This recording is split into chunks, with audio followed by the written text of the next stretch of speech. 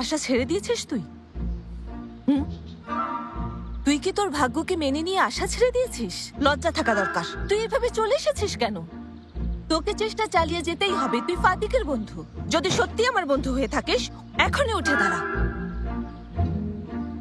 আচ্ছা, আবার যাব, তবে যখনই কোনো কাজে সামনে এগোই মুহূর্তেই দুপা পিছিয়ে যায়। উঠে দাঁড়া জৈনেব, উঠে দাঁড়া। ভাবে তুমি আবার যাও, হাল ছাড়া যাবে না। হ্যাঁ নিশ্চয়ই, আমি হাল ছাড়বো না। ফাতি স্বীকার করছে আমার ভুল হয়ে গেছে। আমি আমার ভুল বুঝতে পেরেছি। হ্যাঁ, আমি সত্যিই খুব দুঃখিত ফাতি। নয়তো দেখো, ভেবে দেখো, তুমি তো জানোই আমি হুট করে রেগে যাই। আর আমি যখন রেগে যাই আমার মাথাও ঠিক থাকে না।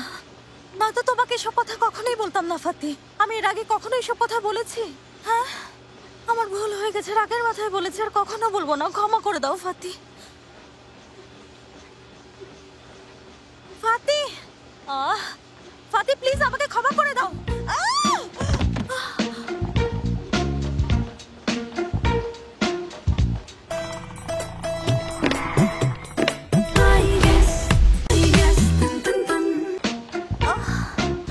ফাতি, বললাম তো ভুল হয়ে গেছে। ফাতি, দাঁড়াও ফাতি।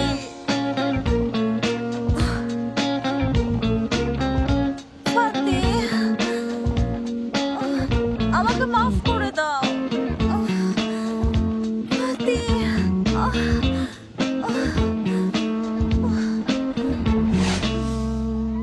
এবারও পারিনি। এবার তাহলে অন্যভাবে সরি বলতে হবে। কিভাবে? কিভাবে?